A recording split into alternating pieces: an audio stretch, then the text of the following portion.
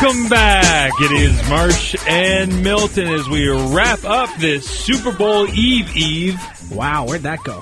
It's a crazy week. Where did that week go? It went by crazy fast because there were so many storylines in the Super Bowl, and that's why I wanted to bring to everyone's attention a Super Bowl edition of Take Two. Yes, all of these questions revolve around the Super Bowl. It's the biggest game in America. It's the biggest game in the world, and you just missed throwing another wrapper from Tim Hortons into the garbage. I forgot the camera was on. And if you look in that garbage can, it's like 90% Tim Hortons cups. Have you ever made a shot? It's The Office. Are you talking? I can make a shot.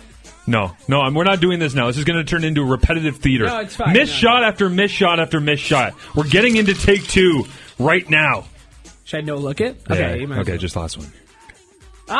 Even the shorter. weight was off. All right, here we go. Take two. Panthers' Thomas Davis is going to start in the Super Bowl and get full workload despite his broken arm. Davis is expected to play a full complement of snaps. NFL Network's Albert Breer reports Davis underwent surgery to have a metal plate and screws inserted in his broken forearm.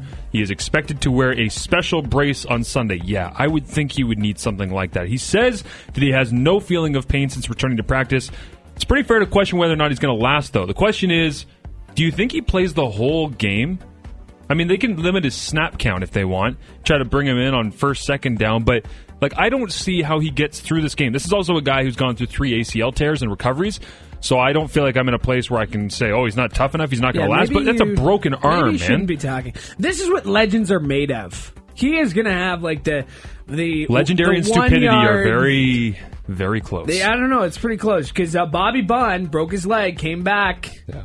You know, where is it? Ronnie Lott chopped his own finger off. Greg Campbell broke his leg in the playoffs for the Bruins. I mean, this is what legends are made of. Paul Pierce was in a wheelchair and then came back 5 minutes later. All right, well, let's... yeah, okay. That was different. That was anything's possible with that. Yeah. But I don't know. Is it stupid? Yes, it's stupid.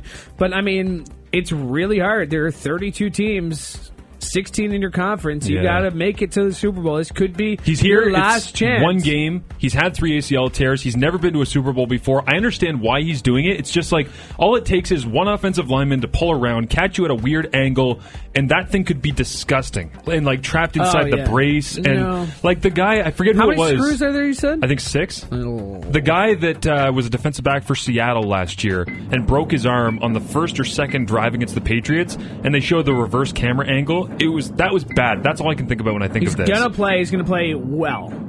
But is he going to last? No. I say he doesn't play the whole game. You're going to see him on the sidelines. I think it's third quarter, second quarter. Maybe he doesn't come back from half. I don't know. I think in the second half. It is what legends are made. Maybe he makes one huge tackle. I hope he gets an interception. That'd be crazy. That would be crazy. At some point, I feel like we'll get the sideline report. Thomas Davis not expected to return to the game, guys. He is questionable for the remainder. But, as we all know... Anything's possible. You had it. See, look at that. You had it ready to go. The depths of my soundboard know no limits. Quote it. We know no limits. Let's move along. Next one here on Take Two. Carolina is a 5.5 point favorite in this Super Bowl. Right now, everyone seems to have the idea that Denver's going to have to pull out all of the stops in order to get out of this game with a championship performance. Now, the question is, I have 3 things here, and I want your opinion.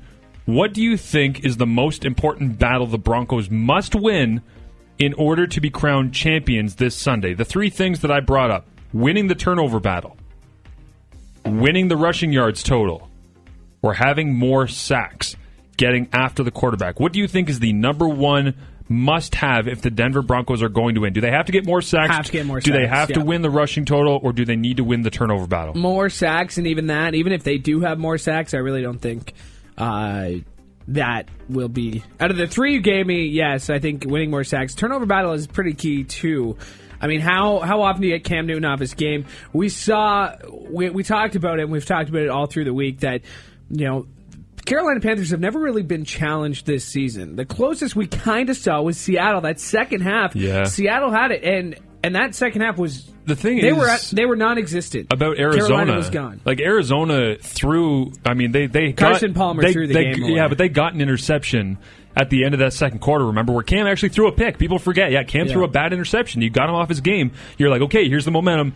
And then they throw an interception with Carson Palmer in the end zone. That killed it. So, to me, turnover battle is so important, but turnover battle is so much about situational. If you turn the ball over in the end zone at the end of the first half like the Arizona Cardinals did, then you have no chance. If you turn it over and you're backed up way on your own end, it's as good as a punt. So, I agree with you. Turnover battle, well important. Maybe not the biggest answer. I think rushing yards, because we know if you're going to play with Peyton Manning, rushing yards and defense, you have to be able to control the clock and keep Cam Newton off the field. I think you need to get sacks. You need to put pressure on the quarterback so that way Cam isn't as confident as he normally is.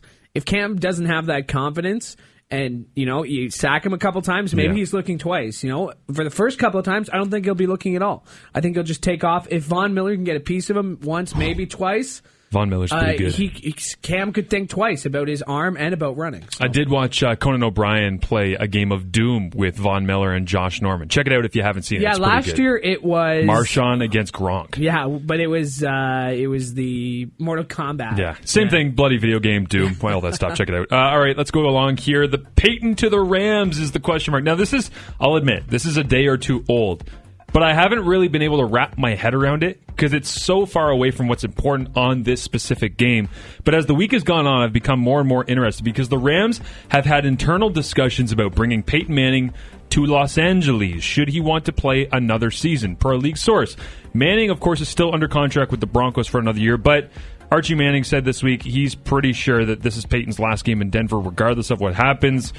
Plus, everybody else around the league is kind of expecting them to go with Brock Osweiler next year. So the question is, LA is a possibility, maybe. I'm not sure why. Maybe just the exposure, being able to sell tickets right away when you're playing games in the Coliseum. But what do you think is the best fit in the National Football League for Peyton Manning if he comes back? Let's assume he's healthy. Let's say, loses the Super Bowl and goes into free agency here because they release him. I really don't think there is a good fit. No? There's nothing left for him? I don't know. Answer the question! I don't know. I really don't think, because I don't think LA is that. There's a lot of attention on LA. First year, do you really want that? Denver, you can kind of be quiet. I don't think Denver wants him back, so I think that's a major issue that, John Elway. I'm sure John Elway is very persuasive, and it's funny, Tony Dungy, earlier today on Dan Patrick, said he had a conversation with him last week, and he said, don't make up your mind right away. So, which means, likely, if he does win the Super Bowl, he's not going to be up there saying, this is it, I'm done. He's probably going to sit on it for a couple weeks. The Jets, I originally thought would be a lot of fun. Oh. I thought it would be a lot of fun. It'd be Eli and Peyton, Giants and Jets. Then you have to go against Tom Brady. But yeah, it's true. Twice a year. That would be kind of fun, right? I thought it would be a good time, but now Fitz seems like fair. he's planted himself, whether that's fair or not. Where do you see a good fit? I'm thinking, I would like to see him in the AFC, stay in the AFC, so you could get at least one more kind of divisional game. There's no real good fits other than inside the division of the Indianapolis Colts. Yep. Why wouldn't the Houston Texans want him? Oh. They went through so many quarterbacks. He could play against Indianapolis twice a year. It could be a Brett Favre playing for Minnesota against Green Bay a couple of times type deal. I will concede defeat. That is probably the best. I just think it'd be a fun idea. We got time for one more. One more? All right, let's get it in here. Last one for you today in Take Two, and it is about the Super Bowl halftime show rankings. From wardrobe malfunctions to left sharks and beyond, the Super Bowl halftime show has become a yearly rite of passage. We all know this year's Super Bowl halftime is going to be Coldplay, Beyonce, and Bruno Mars. It should be fantastic. The question is, what is the best Super Bowl halftime show of all time? See, we've talked about this. Yes. And you told me... This is not a 2-minute topic, but we'll make it one. You told me to be impartial, and I didn't want to because I was there last year. And I really thought Katy Perry put on a hell of a performance. She was all over the field. Left Shark. I mean, people forget about Left Shark. Who could forget? Missy Elliott was there, did a little set. Lenny Kravitz was there, which is great.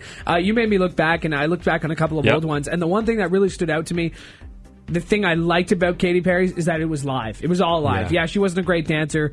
Yeah, there were a couple of just like hoots and hollers like when other people were performing, but it was live and it was good. It was raw and it was real. That being said, Bruno Mars is a hell of an entertainer. I think it was live. I can't be 100%, but and then Beyonce is... I'm so bad at knowing that. Beyonce is great. When I watch people. Well, because we just watched the Michael Jackson one, which was 95, 93. Yeah. Okay, so I just watched it, and the one thing just glaring. He's not even moving, but he's dancing so hard. Just glaring, and then he moves his mic to his face, and it's like, oh yeah, you're adjusting it, right? Yeah. Okay, and that's what, I'm going to say Katy Perry. For me, sorry, you told me not to be biased. No, it's okay. Go For me, Perry. I look back through them. I actually reviewed them. That's how I spend my day, everyone. 2011, Black Eyed Peas, Usher, and Slash. That was a pretty cool combination. 2001, Aerosmith, NSYNC, Britney Spears, Nelly, and Mary J. Blige. That's just a hell of a lineup. All in one. That was crazy. 2014, I agree, Bruno Mars and the Red Hot Chili Peppers. 93, Michael Jackson. It was Bills and Cowboys in Pasadena. It was crazy. Close second, 2005, Paul McCartney. And that Paul McCartney one was in 2009 when it was the Steelers and Cardinals. That's a hell of a matchup to have that game happening. Okay, so if we're pairing games and halftime shows, I think last year might have it. Then you win. I can see the and then that. Also in Miami, Purple Rain, In the Rain, when cool. Indianapolis won. I think that was that year. Peyton Manning last one. It was Prince. Yeah. And he was playing Purple Rain in the Rain, and that was the you couldn't even. Ladies and gentlemen, it is script that. That was the silhouette of the guitar as the orifice. That was the inappropriate year from Prince. Anyways, what did you learn today? I think I just learned something, but I don't want to know the rest. What I learned today, Louisville just announcing that they will self-impose a postseason ban for its men's basketball team this season for an alleged prostitution scandal. Come on. The Cardinals are a pretty good team this year, and now they're going to step out of the postseason. It's kind of like Syracuse last year. It's like when Duke's no good, so forget it. We don't want to be clear. No, just not everything's based on Duke. Everything in college what you missed revolves around Duke. It'll be Manu Ginobili out at least 4 weeks after testicular surgery. Ginobili was injured in Wednesday's game when he took a knee to the groin from Ryan Anderson and was called for an offensive foul on the play. That's nasty stuff. What you need to know, the Clippers have talked to the Nuggets about trading Blake Griffin to Denver. That would be an interesting one. What to watch tonight? NBA on TSN, Spurs and Mavericks. Dirk versus the guys who have haunted him his entire career. That's TSN 4 at 9:30 p.m. Or Penguins and Lightning. It's tonight. It's in about a half an hour's time. Crosby versus Stamkos.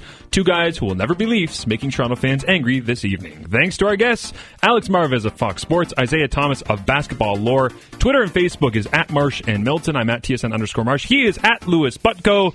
Tip-off of Monday's Marsh and Milton is in 2 days, 21 hours. Between now and then, don't forget to watch the Super Bowl. Cheers, Hamilton.